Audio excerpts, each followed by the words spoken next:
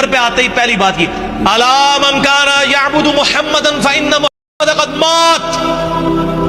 اسی سٹائل میں کہا ہے، تارج میسا والے سٹائل میں نہیں کہا، کیونکہ اس کا ترجمہ ہی ہے اللہ آگاہ ہو جاؤ، کان کھول کے سن لو. یہ پنجابی میں ٹرانسلیشن ہے اللہ کی. اب جس کو عربی نہیں آتی اس نے تو کہنا نا انجینئر صاحب ترجمہ خود ہی کرتے ہیں.